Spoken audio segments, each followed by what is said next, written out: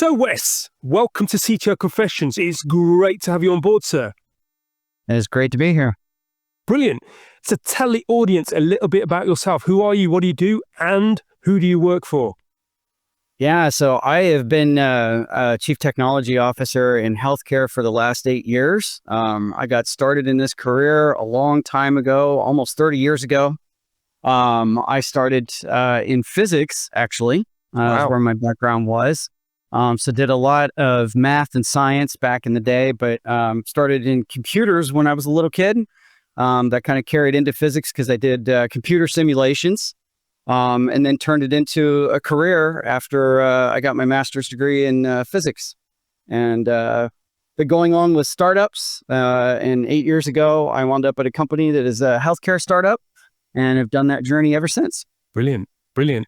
And I did an electronics degree, which had quite a lot of maths and physics in there as well. So the reason why I kind of bring this up is that often you hear, well, I'm never going to use this maths, I'm never going to be able to do it. I mean, did you actually get to use a lot of what you'd learned?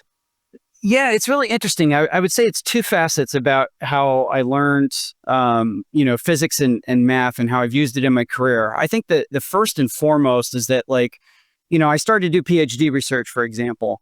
And when you do that, you're solving a problem that nobody else has ever solved before. Yeah. And I think that's one of the kind of misconceptions that people have, just about liberal arts degrees or anything like that, advanced degrees, is that it's not necessarily just the exact thing that you're learning. It's that you learn how to approach something in a manner that you can't turn to somebody else. I can't go to TC and say, what's the answer, TC? I don't have anybody there to validate, the research that I'm doing. So you kind of learn how to do this personal journey and how to solve problems from a very different perspective. Yeah. So I think that's facet number one, is that you learn how to kind of take on the unknown and do a bit of a solo journey. I think the second is I actually have used a lot of what I learned in my career, especially with the simulations. I've done a lot of modeling. Yes. You do a lot of modeling, whether it's everything. I had a company that I worked at before, which we had built a sensor for a baby to wear. And the idea is that we would get the heart rate and skin temperature from the baby, and then we'd process all that data, send it up to the cloud. And then we could tell whether the baby had, any kind of heart issues, what their sleeping patterns were like and things like that. And it was fascinating because one of the challenges is you can't go out and simulate, or get data for 10,000 babies, when you're designing your machine learning algorithms and everything. So I actually did some physics, and it was fun because what I found was that the heart rates were square waves. And so the heart rate would go down when the baby was asleep, and then you would see that it would start to get activity and then bump up and then go to where the baby's awake. And that looked exactly like a Legendre polynomial square wave, which is something I had done in my physics days. So I was able to build a model around that, and then basically build a baby, if you will, at different stages in their development, and then have 10,000 or 20,000 of them running and sending data to our platform as a test harness. Wow. So that was pretty wild little journey that I would have never expected. That's very cool. And it's really good. I find it quite surprising you mentioned this, because my final year project on my electronics degree was actually to detect fetal stress, baby stress in the womb, using the heart rate, stuff like that. So, and it was actually trying to use AI. It didn't work, but it was a project to kind of see if it was going to work. And this was in the really early days of neural networks. So, I think I should have stuck with the neural network stuff. I think I might have been doing okay right now, with the industry. Yeah, that definitely took off. Yeah, definitely. So that's really great to hear. A fantastic project. And it's, and you mentioned, things that, we mentioned around things that we learn that we don't think we're going to use. And actually, in your case, it absolutely applied. And so from a tech leadership perspective, the question I have is around, how prepared do we need to be a tech leader? Do we just go with what we got, or is there a prep that needs to happen before you become a tech leader in the proper sense? Yeah, I think that there is a bit of prep that you have to go through. The thing that I found is that it's one thing to solve, cool science and math problems. But from my perspective, the biggest part about technology leadership has been about the people aspect. The people aspect is not something that you normally get prepared for. But I'll tie it back to the learning. I always say that you learn how not to do things, not how to do them. That was like one of the great advice. Like I remember I had to teach a physics course to pre-med students when I was in graduate school. And I thought I knew everything about basic physics, and then it turned out I didn't know anything because they were always asking really good questions about stuff. And so the thing that I kind of like showed them is that like you learn how not to do things. You start, you go down a different path and things like that. And that's what I feel like on the people side that I've ingrained in my career on the technology side is learning how not to do things on the people side. Right. That nobody could have prepared me for. But there were just so many lessons on the people side that have been really important. Yeah, I can imagine. And this is a thing that I get through, all the tech leaders that I've listened to as well. Actually, it's a people thing. It's around the team that you develop around you. So on that note, I've got, I was checking you out on LinkedIn, as you do, okay? And you mentioned on there that you're uncompromising, untraditional, unapologetically effective, can't even say the word. What does that actually look like in practice? Yeah, it's really interesting. I think uncompromising is a very strong word, right? And so when people first hear that word, they think, oh my gosh, this is this rigid person that, I'm not going to work with, or they're not going to change their mind or anything like that. I think it's really about the standards that I have. I have very high standards for the work that we do, the people that we have on the team, and actually how we work with others. Because the people aspect that I think you don't get prepared for is that when you're in technology, you're at the end of the service line, so to speak, right? Like you're out there and all the deliverables, you're the ones who are responsible for all those deliverables that you're getting input from so many other teams. If it's on the data side, for example, and people need analytics, right? You're working with multiple different groups within the company, but your teams are still responsible for all of that. So holding that high standard, holding people accountable to have good relationships with all the partners that they have to work with, not just the teams that they work on, I think are the aspects that I mean about uncompromising. Yes. Yeah. Great stuff. And you kind of mentioned that you've had quite a long journey in tech. If we took a stroll down that road that you've already walked, how has tech changed? I mean, what's the thing that you notice? How would you describe it? I'll date myself and say that like when I first got into technology, one of the first things that I was working on was creating data reports out of an AS400 system. So client server technology hadn't even been thought of yet, right? Client server was the big new thing. And then, of course, web has come along, and then you've got all these other different facets to, here we are today in AI. I think a lot has changed, but also a lot of it stayed the same. The things that have changed are the tools that we use, the technologies that we use, right? So I'm no longer writing RPG code. I'm not writing SQR code. I'm, those types of things. I'm writing different types of code. There's a lot of Python, Ruby, whatever it is. The tools have changed, but the one thing that hasn't changed is that you're still solving problems. The problems they're of different nature, but they're still kind of the same at the end of the day. So I think that's the aspect where it's like, yes, there's a lot's changed. A lot of the tooling, a lot of the technology behind it has changed, but the process that you still go through, you had mentioned earlier in the conversation, you're very big on Agile, right? Like we're still using Agile, 20 some years later. Processes. A lot of it is still the same. You're just using different tools. And this is a phrase that I have from my team is that what I talk about all the time is burden. Like we're always solving things. Like there's a burden for us to do something. And what I find with all the new technologies, all the new libraries that come out is that we're just shifting the burden to a different place. You never remove that burden, but you're just shifting it around. And I think that's one of the key things to understand, especially, with AI, is that we're moving the burden to a different place than it was before. So it opens up some doors, it closes some others, but it still leaves others that we, are always going to have open, for us. Right. Love it. And you also read somewhere, you talked about meetings, nothing's ever been solved. Nothing's ever been solved in meetings. I must admit, I've had, we've all had lots of meetings, and you do wonder sometimes. So, speak to that. What do you think about meetings? What's your honest truth around that? I honestly have a very strong disdain for meetings. I think that's one of the more controversial things about me is that I just have an absolute disdain for meetings. Um, One of the things that is really important in technology, we talked about this a little bit earlier, the people aspect, is that as we've shifted the tools, all of these tools are more and more complex. And all of these tools require more and more deep thought than before. And so it's important for your teams to have isolated time where they can actually spend and think, right? And work, not having, half an hour here, an hour here, 20 minutes there. And that's the problem that I find is that so many people would rather just have a meeting than figuring out like an asynchronous way or a different way to solve that particular problem.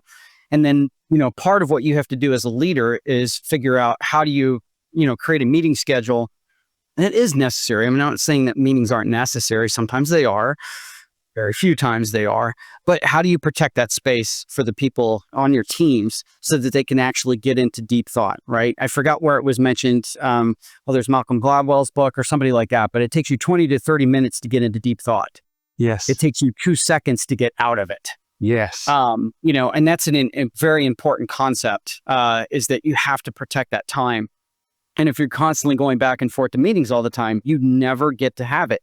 How many times have you spoken to people and say, oh, okay, my day's done. Now I get to go do my real work. That to me is like a failure of leadership. If you've just spent 6 hours out of the day or 8 hours out of the day, quote, working, and then you actually now have to go do your real work, that to me is problematic. And that's where too many meetings come in.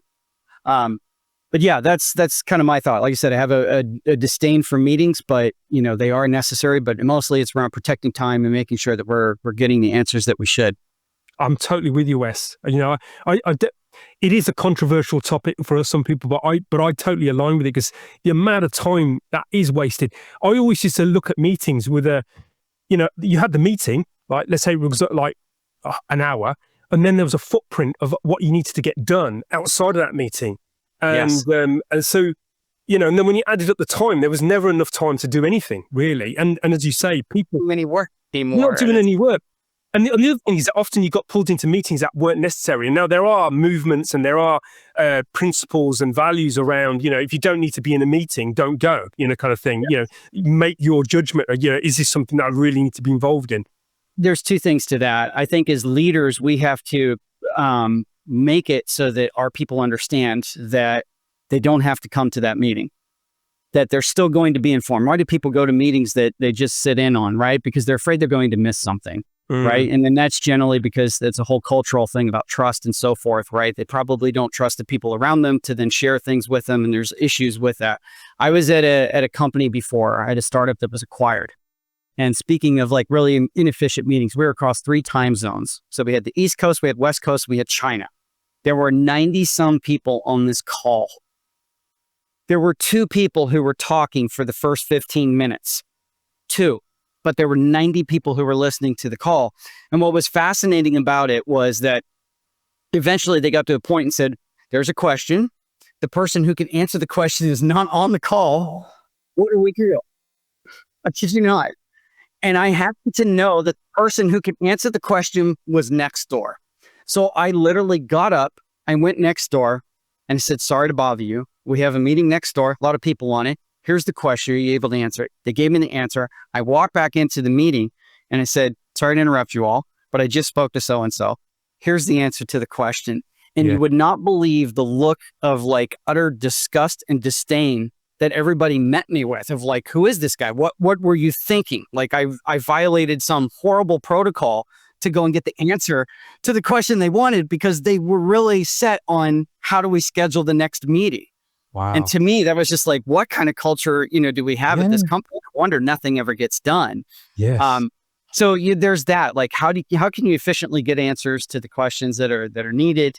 And also just letting people know that like you're going to be informed. And I do think we're in a better spot now because you can record every meeting, you can transcribe them, you can share all of this stuff out. And so hopefully over time that kind of brings down this necessity for everybody and everyone to come to meetings that aren't useful. I 100% agree. That's a great example of kind of breaking the protocol. And if actually just a funny thought, actually. If we actually did a price, if every meeting was priced up, we worked out what people's time and their, based on a loose estimation of their salary, and you worked it out. I mean, if that amount of money was put on a table and it was stolen, right, in a company, the police would be involved, probably even other law enforcement agencies.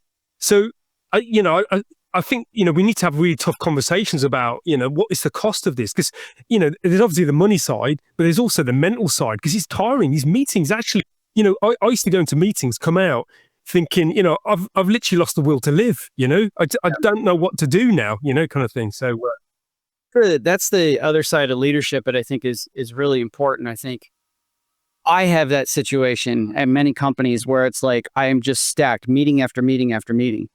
And it is exhausting at the end of the day. And so, like, how do you maintain your well-being? How do you actually get the efficiency? And I, have had that where it's like, okay, now that I've done the 8 hours of meetings, now I get to go do the rest of my work, which is, like you said, there's a cost to a meeting, which is not only the time spent in it, there's the time preparation to get ready for it. There's the time of things that you have to do after it.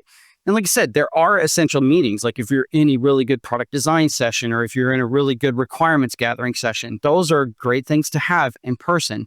But the ones that, I just have disdain for, like anything it's related to status. I just status updates and all of kind of like that process around like, where are we at? So another funny story, I was in my 4th meeting about the status of a project that I was involved in.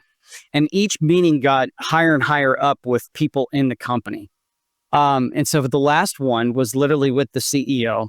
And they were like, well, why isn't it done yet? And I was a little younger, and I kind of smarted off and said, well, if I hadn't had to sit through 4 hours of status meetings, it probably would be done by now. I got in trouble for that, but it was the absolute truth, right? Where it's like, you really have to start to evaluate. And to your point, we actually did do that once at a company. We started to figure out what the actual cost of meetings were by looking at those times, and then, putting that model together to then show people that, like, what, we really should limit meetings to certain hours of the day. So then that's when we created core hours. Yeah. So core hours were really good because we had people in different time zones, but we created core hours where we said, okay, for these 4 hours during these days, this is when you can have meetings. And so instead of thinking about the cost of it, if you actually do it the opposite way, which is you only allot a certain percentage of time for meetings, people are going to be really judicious about the meetings that they actually have.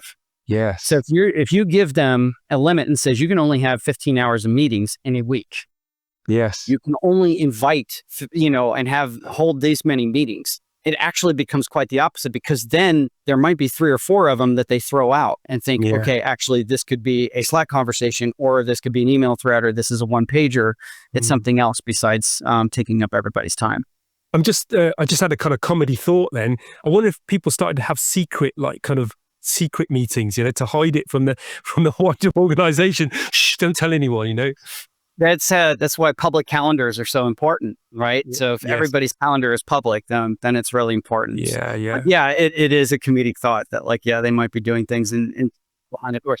But then that's like when you have people, who we have, we call rubber duck sessions all the time, where it's like, you have office hours. Those are times that, you put together where people can have that time, and it's just unstructured. You can come and ask me questions, whatever it is. We can talk about things. But then we also have rubber duck sessions where it's like, I don't understand how to solve this problem. Just listen to me ramble, please. Yes. And then something good will come out of that conversation that may spur thought. But it's more of that kind of protected time where you allow people to kind of get into thought. You don't want to get rid of like innovative conversations or things like that can lead to innovation or different ways to solve problems. You want to, incite that, and you want to disincentivize all of the useless ones, which for me are generally around status and updates. Yeah. Just a quick share of some of the strategies that I've used in the past with teams is that we used to try and get, hour-long meetings down to half an hour, and half-an-hour ones down to 15 minutes. And we actually used to have a bell to celebrate at the end of it. We try to really cut into that time. And of course, then people could go off and stuff. And, we all felt good that we got it done.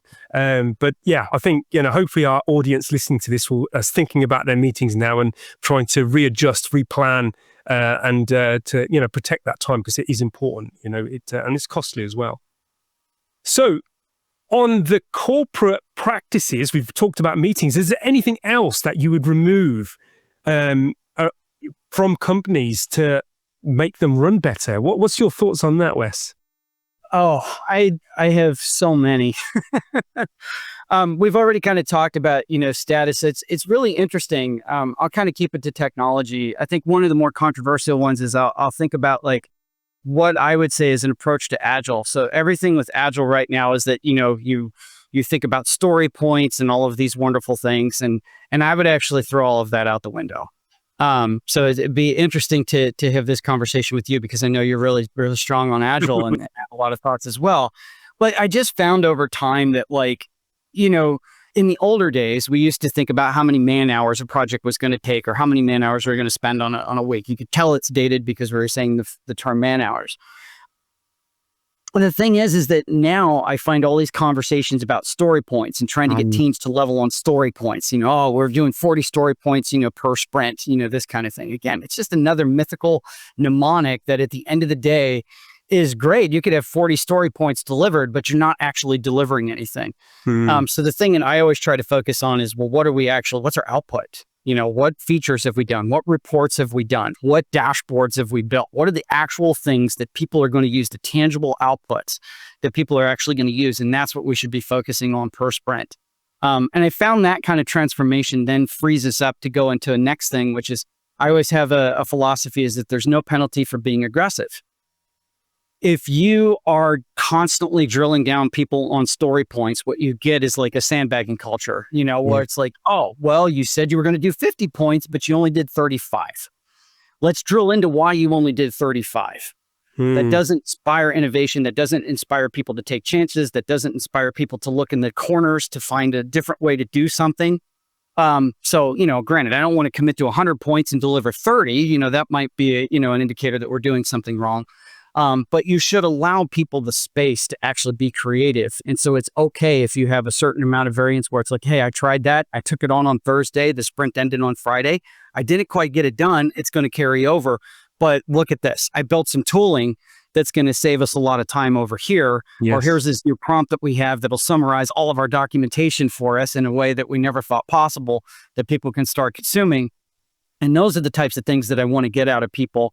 That's far more important than saying, I completed these 3 story points for this task over here. 100%. I agree with you.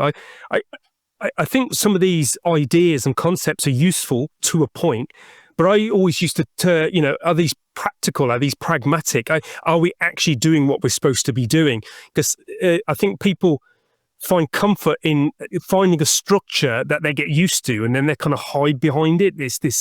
They're not actually doing what they're supposed to be doing, but they're doing this little thing that kind of feels like we're making progress. And so, this, the whole idea of estimating, measuring, are we making progress? That's the key. And I think that can be quite unique for different environments. So, it's a tough one because, obviously that was kind of the thing that was sold as part of, estimation and capacity planning and what have you. So there's a part of me that kind of likes it, but I'm also open to doing what is right for that situation. So it's, and it's interesting when we bring in some of these practices, how quickly we lose sight of why we were doing them. We kind of lose the point at some point. Yeah, it's almost like you're focused so much on the solution, you forget what the problem actually is. Yeah.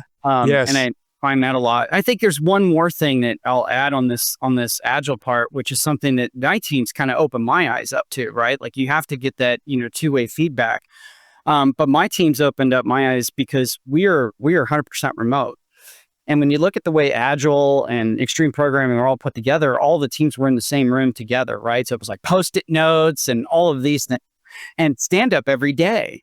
And I've actually kind of gone away from the fact that like stand up is something that is a rote practice, right? That people are just going through, but it's not delivering any value. Again, it gets into almost one of those things where it's like, now we're just doing a status of the status. And if you're doing that, that's not actually doing any work. It's not being productive. So why are we doing this? And so at first when my team started to say, hey, we don't want to do stand up every day, I was like, what are you talking about? That's we have to do it. We have to adhere to the rituals. And then I started to turn around and ask myself, what's the value? What benefit are they getting out of going to this? Because if it's something that I'm only getting benefit from, then there's possibly a different way for getting that same type of information. And so we started to experiment with just doing virtual stand-ups on Slack. Everybody would go in, you would get a reminder in Slack, and everybody would respond to that. And that actually was very effective in the test. So much so that we just have our, one stand up through the middle of the week is where, we all come together in our meet and have a discussion. And mostly it's trying to then foster that social interaction with everybody and not losing that, because it's very easy to do that when you're all 100% remote, to just go in your own corners and never interact with each other as well. Yes, I agree there, Wes. I've really struggled with the remote working. I know it's an important part of the world and it's not going to change. It is the way it is. But I used to love it. I used to absolutely love it when we used to get together as a team. We were co-located. We'd organize ourselves in a way that we were kind of sat next to the people that we were kind of it just felt very human, very just fulfilling, from a team perspective, and being around the, that tactile feeling of moving a Post-it note from backlog to doing to done. We used to even celebrate. There's a bit of a bell theme going on here, but we used to have a big school bell that somebody would ring that when they brought a story over to finished, or it could open for review. So yeah, it's that remoteness.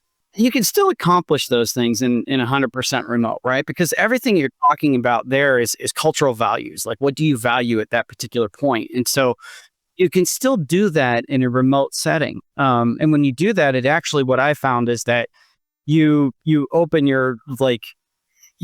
the possibility of different types of people and cultures coming into your teams if you're looking from a broader perspective than if you're just looking locally. Especially where I'm based, right? I'm based in Bay Area, California, so Silicon Valley. Like it could be very one-track minded about how engineers work, or how data scientists work, and stuff like that. So from my perspective, being able to hire people from different regions of the country has been very important, and we wouldn't have done that if we weren't 100% remote. But again, figuring out we do get together in person in times. We try to get together at least twice a year.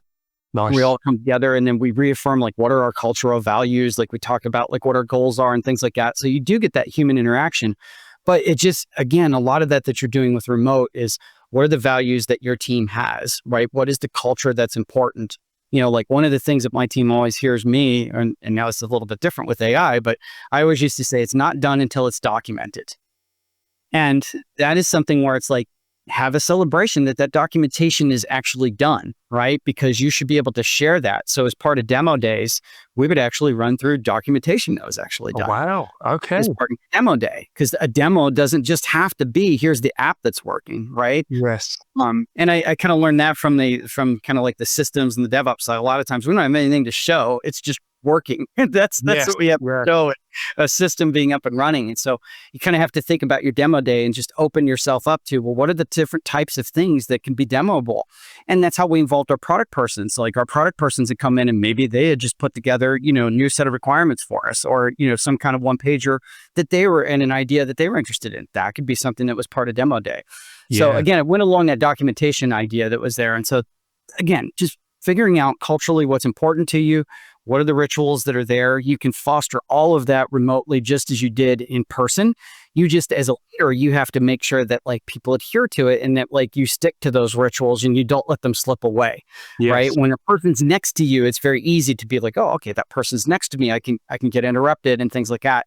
It's easier when people are remote to just kind of all go into your own corners and then never interact. But that's our job as leaders, is to make sure that people do congregate, do come together, and do have those celebrations. And we haven't experienced any loss at all. I think if you go and you look at the company's Glassdoor page, people talk about the culture, and the culture is one of the main attractions to the joining the company. And we've done that all remote. And so whenever I hear people with return to office and saying, oh, we're missing out on the water cooler discussions and all of that, I'm that's a failure on you, the leader. You're not doing your job, pulling everybody together and making sure that culture and those values are still important. That's not a sign of the fact that you're actually, butts in seats. Yes, that's right. Yeah. You can be quite innovative. You've got to be innovative about the new situation and how we approach that. So that's good. Here you go. It's a tough one. It's a bit of a strange question here, but I was having a discussion around leadership with my colleagues, and the topic came up was that, do you need to be an autocratic leader to get to the top? Can you be a good person? Can good people get to the top? Oh, that's a really good one. I think when you look throughout the industry, right, I think in just in leadership in general, you do find that a lot of folks kind of have a little bit of that autocratic mindset in them. I think that the way I look at it is that you have to be judicious when you use that type of situation. There are situations where you have to apply things, but you have to be very judicious when you use it. It's a little bit like, you've got 3 things for the year that you could do, or you have to just call it out. And that's from my perspective, that's what I always try to think of. I try to limit myself to like 2 or 3 things where I'm like, okay, team, I've heard you, all of this, but yes, we're still going to go do this. Yes. Right. And, not everything can be done by consensus. Not everything can be done through an autocracy either. So it's a little bit of both, but there are moments as leaders where like you do have to tell people that like, yep, this is what we're going to do, like it or not. Sometimes you have to give really harsh feedback, and you can't be a nice person when you have to give that feedback, right? It's like, this is a problem and we have to talk about it. So it's a bit of a tough one. Can you be a nice person? Yes. I like to think I'm a nice person, rising, but I've definitely seen moments where in the industry where persons like myself, we do get passed over, we do get recognized. What I find is that if you're on the quieter end of things, it makes it really, really hard. Yeah. You have to be really good with self-promotion. I'm not very good at self-promotion. I don't like it. I like to solve problems. I like to help people and do those types of things, but that's the type of stuff that gets easily ignored. It's taken for granted, I think, by other leaders. And so as leaders, the thing that we should be doing is looking within our own teams of like, who are the people, who are the quiet leaders, who are the nice people who have that potential to be either, the tech leads or to be the managers, to be the directors, and how do we foster their growth? That's kind of the way that I've always counteracted it in my career, and feel that a big part of the reason that I've grown is because I've been able to grow other people. Right. Not only within my company, but then outside, like several people who have worked for me in the past are now CTOs at other companies.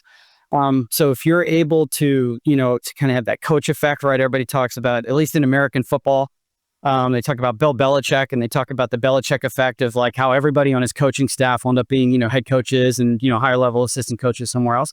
I think you can be the nice person, and as long as you're building and developing others, that definitely helps you in your career as well. Yes. It's one of my passions is to get more. I think the term good sometimes is a little bit, it has a lot of baggage with that. Life affirming people are actually looking out for the best interest of the business, for their people, and for the customer, and for themselves. It's a good balance. And I'm always curious as to when you look at some people that do end up quite high up in companies, for example, CEOs, that they tend to have a kind of quite edge to them. But yeah, it's a big topic that we could unpack maybe over a beer or a wine or something. But I think we do need to get more life affirming people into that space, because I think they're there for more selfless reasons as opposed to selfish reasons. Yeah, the word that comes to mind for me is empathy. And I find a lot that when you work with some leaders, there's a lack of empathy. So I consider myself, pretty empathetic. And so I feel like that's a harder part, and it has made it, just because of the nature of who I am, of being a very empathetic person. It makes it harder to actually take on broader responsibilities, and, broader, scope of what you're doing within a company. Because it does seem to at times be conflicting, with what, the goals are, or how things have to actually be done. But I like that life affirming, how do you get folks that are in there? But again, it goes down to developing others and, this type of thing. So here we go then. How would you define a good leader? You've mentioned empathy. What are the other qualities of a good leader? Yeah, I think empathy and vulnerability for me have been 2 of the key qualities. I think every time that I've been vulnerable in front of my team, and accountability is the other one. I have a love-hate relationship with accountability because I think it gets used by the non-life affirming people too much to justify certain actions that they take. But like if my team is unable to get something done, the first thing I do is I look inward. What did I do? Or what did I not do to set them up for success? And I think that's a key quality for me as a leader that I've learned through many others who I've considered good leaders in my career and learned from, is that what are you doing to set others up for success? And what I found is there's a lot of people who they deliver, but they've done it through, not the best methods, right? It's not because they set the team up for success. It's just the team did heroic efforts and managed to get things done. And so they get recognized for it. But I've always looked at it from that lens of, what am I doing to set my team up for success? And what can I do to continue to help set them up for success? That's kind of a key thing there. Again, empathy, understanding situations, really trying to walk in their shoes. Like if they were unable to get something done, why was that possible? Yes. Again, let's look at it through their lens. And then being vulnerable. And then, again, telling a team of like, okay, I did not do this. This is not your fault. This is my fault.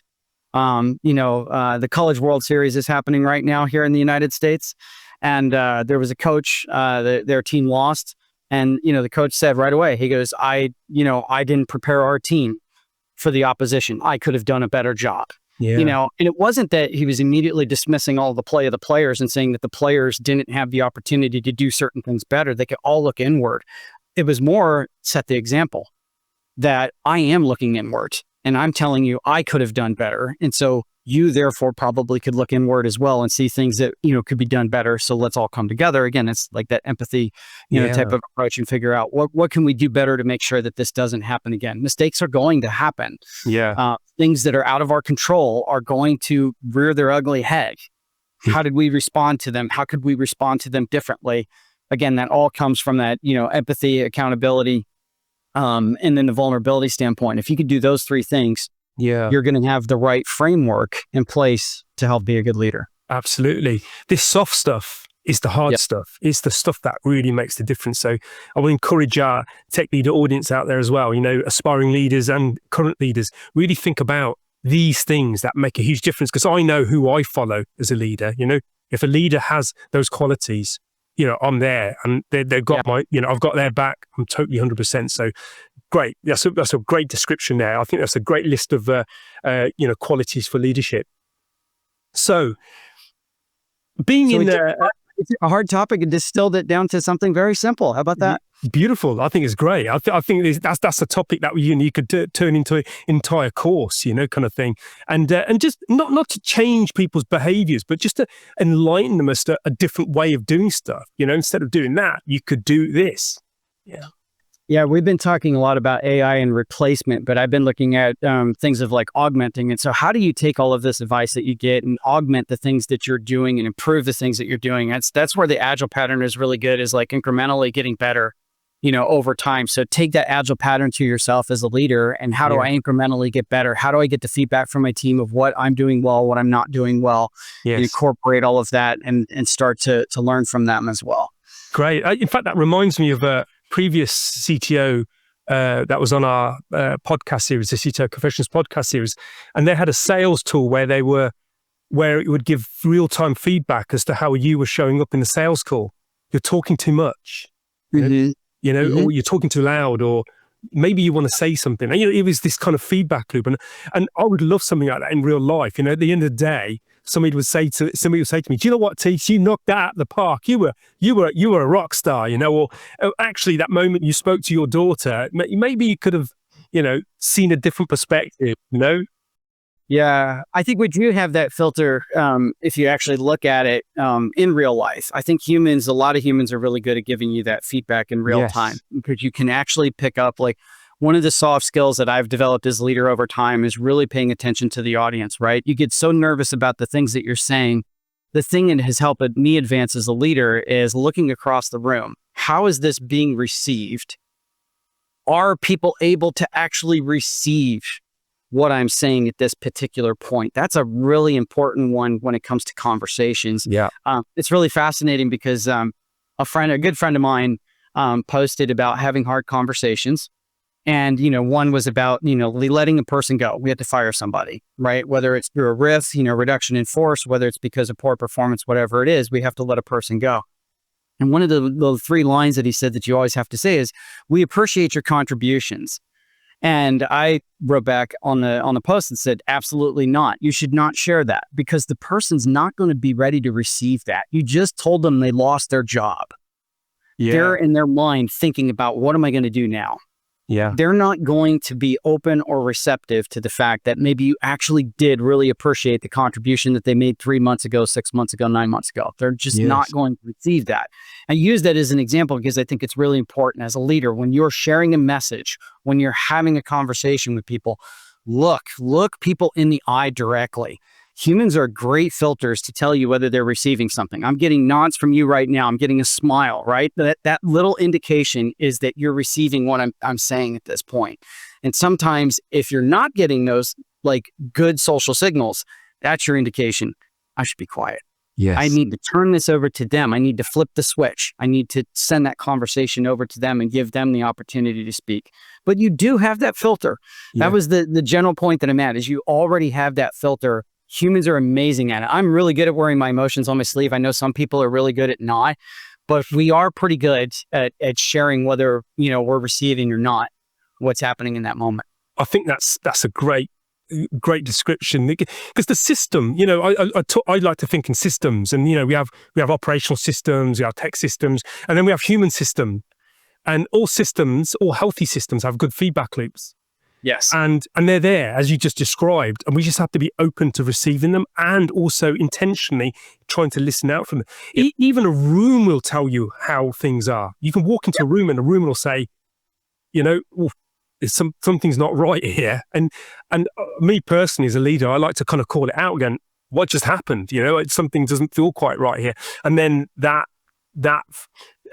request into the system allows it to reflect back and saying, wow, this happened and X, Y, and Z. Mm-hmm. Yeah. Mm-hmm. So Wes, we've talked a lot about leadership, and part of that is creating the right environment, making people feel good, about being open into the space, and creating a culture where people are able to speak. So, when you're building a team, what are the early signs that the team that you're developing is actually going to do well? It's on the right path. Yeah. Well, I had that experience at, my last company here of like being engineer number 1 and then having to like hire the next person. And how do you build that out?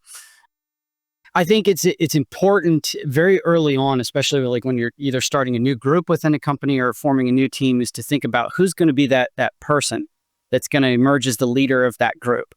And is that person going to basically be a reflection on what you consider important in terms of leadership too? Are they going to hold the team to high standards? Are they going to promote the culture? Are they going to have that empathy and be good listeners? Right. And so it's not just about the code they write or the dashboards that they build or things like that. Right. It's, again, the soft skills that are there and paying attention to the culture. Culture is a really big thing for me, because it's the thing that you're the steward of the culture as a leader, but you have to have a number of people who are basically going to propagate that culture throughout the rest of the company and team as you build it. So I think that those are really important. You start to see it when you get to like 2 or 3 people, and it's almost like, in a relationship, you get that point where you start to complete each other's sentences, things. Now that's like, what's coming.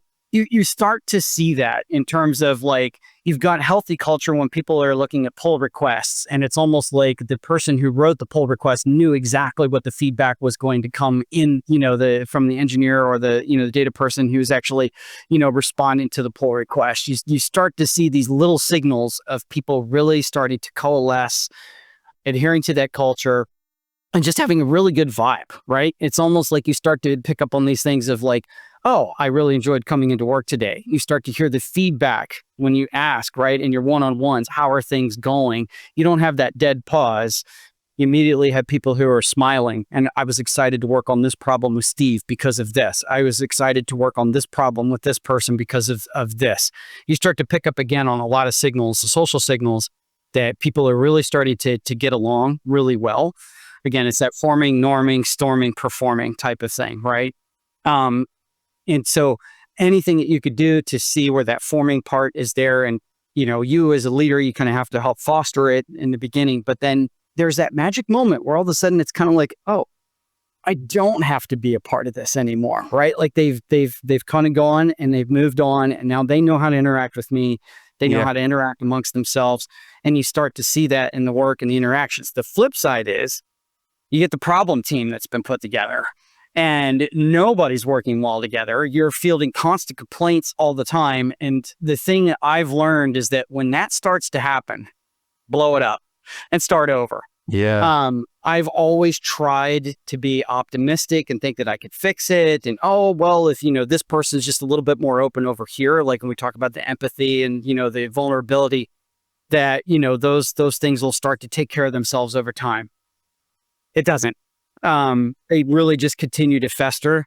If you've got problems in the beginning of two people not working well together, but you still value the contribution that they're making from the work standpoint, then separate them if you have the ability to do so. If you don't, then someone has to be picked to stay, or both need to be, jettisoned out of the company. You really cannot let those issues get in the way. They will take you down as a leader, right? Yeah. Because any non-performing team, it's a reflection on you. So you have to address those problems very, very quickly. Yes, I totally agree.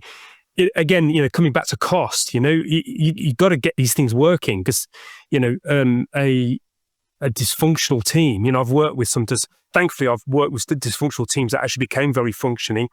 You have to be very intentional about it. You have to see where the problem is, maybe have a really kind of candid conversation with people as to, well, this is what I'm noticing. What do you think?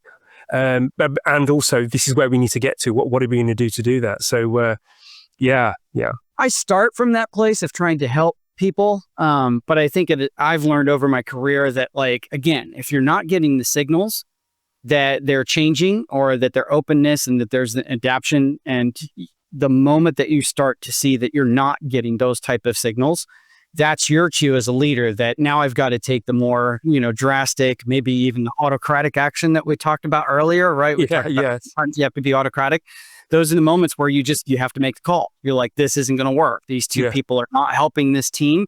And then you need to consider what your options are. But the worst thing that you could do is wait and think that, you're going to be able to change it. Like, there's a certain level of optimism that you have to have, but, there's a little bit of, kind of curb your enthusiasm there a little bit, that, like, it's okay to admit that you couldn't fix that situation and that you have to do something drastic in order to, get the team to a performing state. Brilliant. That's really good. So what about regrets? What's the things that you regret most? It's really interesting. I think one is being very intentional with your career choices. I think there are a couple times where I wasn't quite sure what I wanted to do. So when I was a scientist, I was very good at the science aspect of it. And leadership kind of came to me because of the fact that, like, I was able to communicate and work with other people, right? When you work with people who are really high in science and math, it's the communication skills aren't always there, right? The outwardness, aren't always there. So it's like, if you believe in Myers-Briggs, like I'm an ESTP, I've got that extrovert aspect of me, which is very rare. So leadership kind of came as, oh, we can talk to Wes, and let's, so I kind of did that. But I think a couple times I chose a couple, career opportunities that didn't align well with where I should have stayed, or, where I was going in my career. So be very intentional when you're thinking about what opportunity you want to pursue. Yeah, I took one job opportunity that was great. I got to work with my brother-in-law. That was pretty awesome. But then at the end of the day, I wasn't a culture fit. The work was not as important as I thought it was going to be. While it was a really cool company and it was, there were some great aspects about it, it actually set me back. Yeah.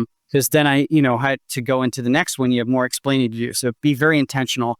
The other kind of thing is, it's not necessarily regret, but I think is a really good piece of advice is, don't run away from a situation, run to a situation. So it's very interesting. Like you could take a job And you could find out that like it's not what you expected it to be. Maybe the culture isn't expected, what you expected. The people don't turn out to be, and that's okay. I think there's a lot more understanding about that than there was even 10 years ago. When, you and I started in a career, it was like, if you left the company, it was like, well, what's wrong with you? What is it about you? If you were laid off, well, what's wrong with you? You're a poor performer. And we now kind of know that that's not necessarily true, right? That you have to learn about the individual's situation. But I think don't run away from something, even if you get into that situation where it's not working out. Make sure that you end that quickly. Don't let it run out of hand, right? So if you do the job and in the first 3 months it's not working, get out.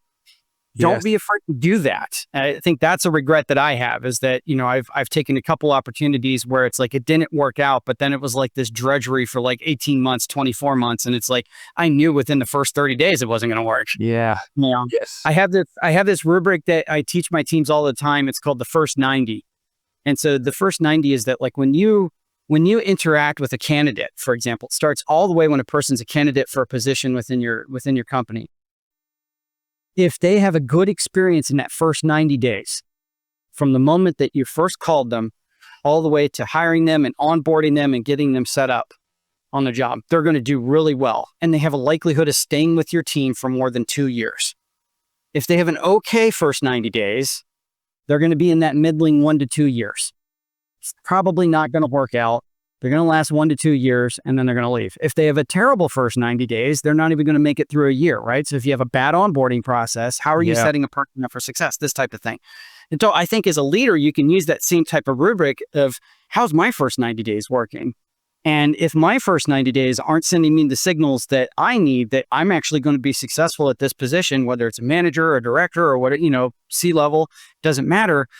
Make sure that you take action. Yes. And then don't just run away from that situation, but then be active in looking for your next position, which does not have the same faults from the one that you just left. Yeah, 100%. I think, I guess what's the term? Your gut knows sometimes, your heart knows sometimes. Listen to your body. There's signals there coming back from that system of your own being. And yeah, that's a really interesting angle. As you were describing that, I was recalling moments where I wasn't intentional about my career, and I made some pretty whopper mistakes. So yeah, everybody out there that's still early on in it, take word. Even late in your career too. It especially is very applicable later in your career. Hopefully there's some older folks who are watching this too, but yeah, you have to be intentional with it. And it's hard because as you get older, you've got more responsibilities. Maybe you got family responsibilities, you got all of these things, but you still have to apply that, be intentional with your career, because it's very, very difficult to kind of undo some, poor decisions. Yeah. It's like, you don't want to get into a situation where you have to explain yourself, of like, well, why did you leave this place? It's like, oh, well, I wasn't a culture fit or something like that. You're talking about negative things. You're not talking about the accomplishments that you had. You're not talking about your capabilities. You're not talking about what you bring to that organization and why they should absolutely choose you. You're instead in a very defensive position. And when you're in that defensive position, like we know as interviewers, right, on the other side, if you're interviewing somebody and it's just defensive, you don't come with a good impression of that person. No. And so you move on to the next candidate. Yes, yeah. Great stuff. And as part of your career, has there been any assets, that's a really technical term, any things like books or films or even other leaders that have been instrumental in your creating your kind of career? Yeah. The Patrick Lencioni is like the most amazing author ever. Awesome. I love Patrick Lencioni. Anything by Patrick is just, it's so easy to read. He gets it right. He just comes at you with mostly the fables, but you can read them in a short amount of time. But the 5 dysfunctions of leadership, I think, was one that was extremely important to me in understanding like that pyramid, that everything starts with trust. Building that, that level of trust. And it's like, even if you can't remember the rest of the pyramid, it doesn't matter. Just focus on the first one, which is trust. And then understanding about how you build upon that. I think that those are really important.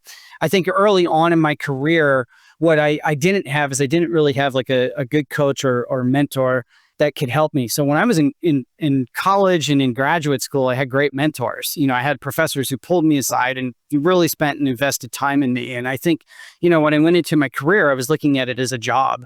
And so I didn't find a good mentor to help me. And I think that, as leaders, we have to recognize that that's a lot of what we do with a lot of the people who are on our teams who are younger, is making sure that we're good mentors for them, not just in the role that they're taking, but then also, investing in their careers and then helping them. So I spent a lot of time with folks who used to work for me, in other positions, and we still have conversations and we check in all the time.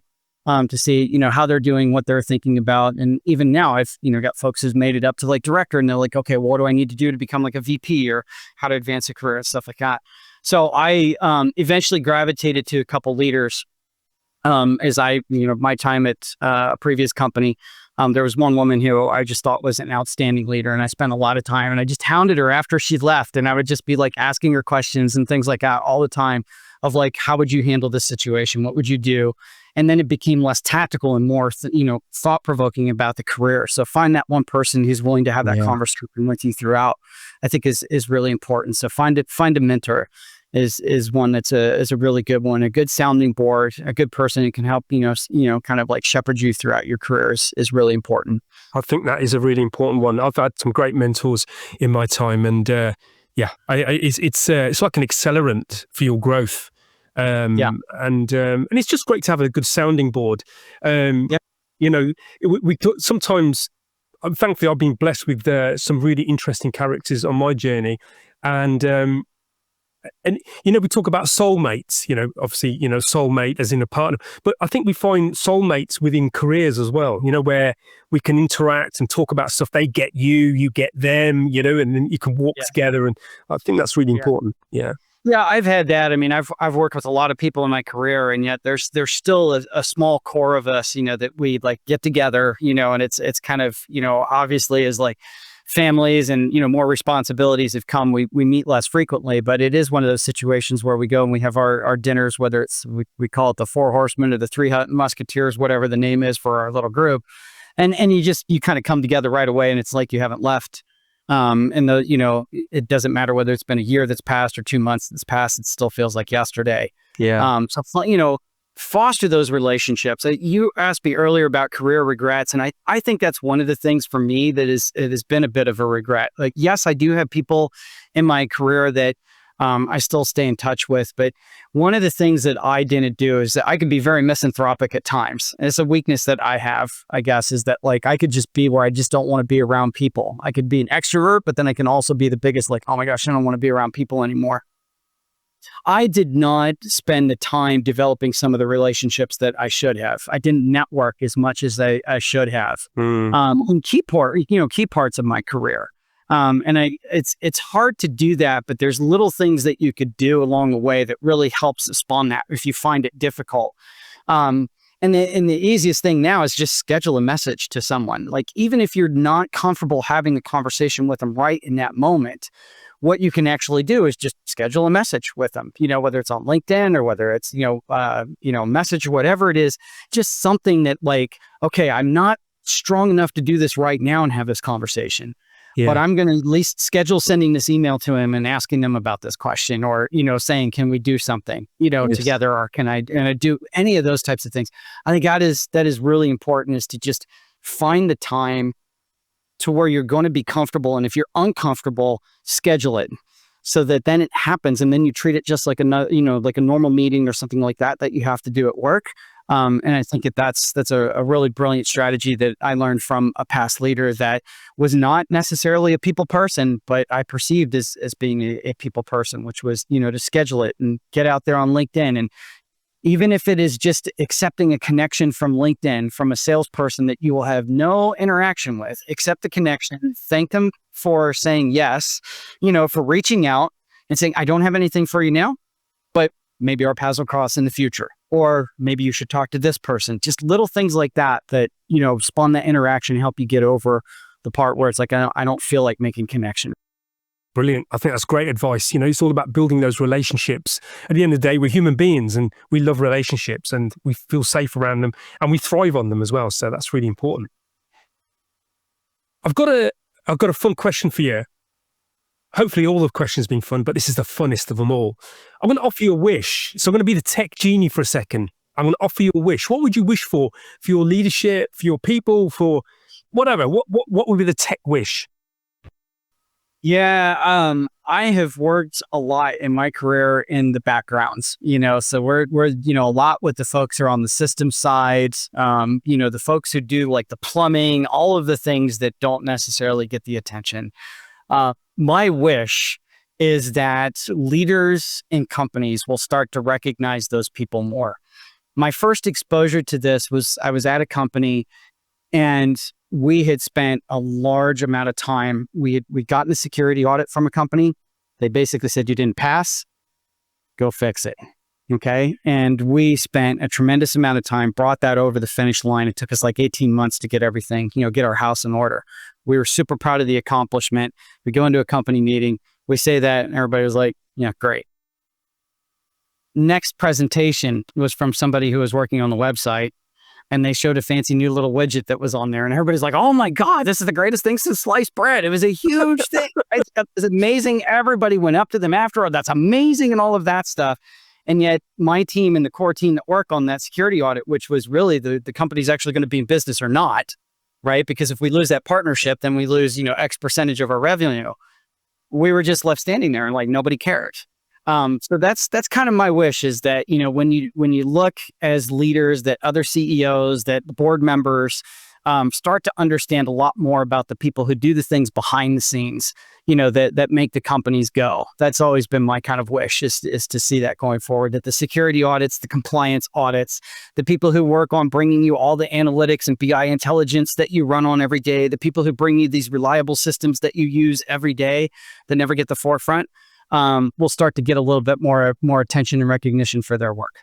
100% with you. Being an engineer myself in the past, electronics and software, I totally get it. I always try to celebrate, engineers, scientists, rock, because they don't get the limelight, and they're so important. They basically create the world that we live in. So yeah, I absolutely encourage our engineers out there to encourage other people to celebrate us a bit more, and maybe blow our trumpet once in a while. We did this, and this is the difference it made. So I'm definitely going to make that wish come true, Wes. That's a wish that is going to come true. It's easily granted, I think. So yeah, I think that's really it. I mean, again, it goes, the theme we've talked about people. And as leaders, we can make that wish happen too. Making sure that folks get recognized for, doing all of the work that is the unseen, yes. Kind of unseen dirty work and stuff like that. Yeah, that's the real stuff. So I was as part of my checking you out on LinkedIn, you mentioned that you've got involved in helping your daughter write some children's books. Yeah, that's true. So it's really, really interesting. My daughters, I'll step back even further. So I think children should have pets in their lives, right? As they're growing up, the responsibility of caring for a pet, I think is a great life lesson, right? Even though we as parents wind up doing all the work, almost all the work, right? I still think it's a good thing. But in our house, we had a bit of trouble. So my wife said, if the dog moves in, she moves out. We don't want that to happen. We all love puppies, but she was just like, I've already got 3 kids. I'm not handling another one. And puppies are a lot of work. We love cats, but we have allergies to cats, so we can't have cats. So then it was like, I remember one day being at the pet store, I had fish. Fish are easy, right? They sit in a tank. They don't bother any. It's just me. There's no responsibility, right? Well, we were at the pet store, and it was actually right before the pandemic hit. And my daughters were looking at guinea pigs.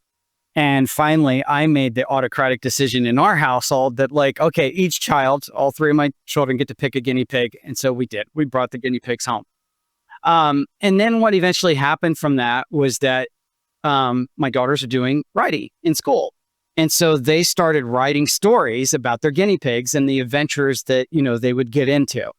And it was really fun, little exercise. And they would write these, and they were very interesting. And so we didn't learn this until later, but they color coded everything that they wrote.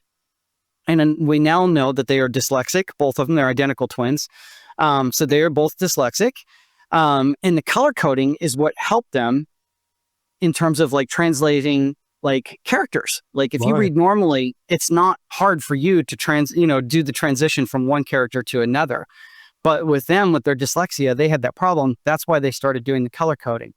Anyway, long story short, I was just like, oh, we're in this wonderful world of AI. What can it do? So I used my phone. I opened up ChatGPT and said, can it transcribe this color coded page, that I happen to have from my daughters as I was digging through some stuff.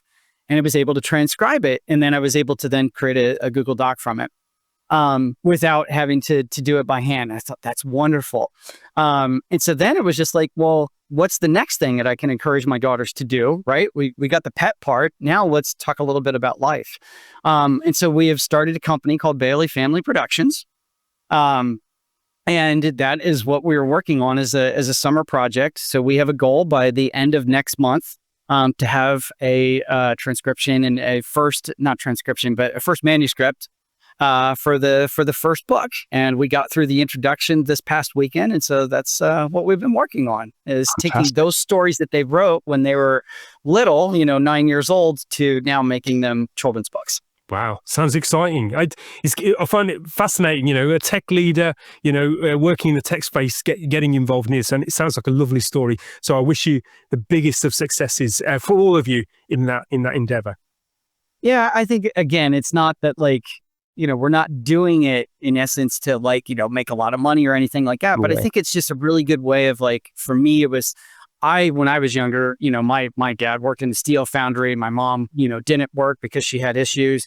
So I never had anyone who could introduce me into business or the things that you do as an adult. Nobody taught me how to take care of money or any of these types of things. So starting this little venture with my daughters, I think is just going to be a great exercise for them to kind of learn a little bit, bit more. And it was funny because Violet picked up on it right away. She's like, oh, if we do this, she goes, I could put this on my college application and that'll be really unique, because who else is going to have, I've published a children's book, on their college application. Maybe now it'll take off wildfire because, we're on this podcast and talking about it. But yeah, she picked up on it. And so it was kind of once, went from my idea to her owning it, right? Because now they're incentivized because they actually want to do this now. And so I think there's a lot to learn there. It'll be a lot of fun. Brilliant. It's excellent. So as we come to our final full stop of the podcast, what's your final key takeaway that you'd like to leave for our tech leader audience listening to this podcast? What's the gift? Yeah, I think you've heard a lot of us talk about people and, those types of things. And I think that's it for me, is in my tech journey, is that be aware of kind of the other people that are involved in your success and your team's success. Those are things that, I've made the mistake in my career about not realizing. Those are the hard lessons I've had to learn, that, your success is determined by other people. It's not determined just by the quality of what you produce. It's determined by other people. So make sure that you build those relationships inside the company. Make sure that you build those relationships outside the company. If you're working with partners, if you're working with other, clients or customers, make sure that, you have those strong relationships, because that's really important moving forward more than anything. That's the one piece of advice I wish somebody would have given me 20 some years ago to understand this. This isn't about the quality of the code that you write. It's not about the DBT models that you put together. It's not about, the Python code that gets written and how great it is. It's really about the success and relationships that you have with other people. And if you do that well, then you will definitely be, sky's the limit, so to speak, of what you can produce and how much success you can produce for yourself and your team. Brilliant. What a great note to finish on. Thank you for your time, Wes. It's been great having you on CTO Confessions.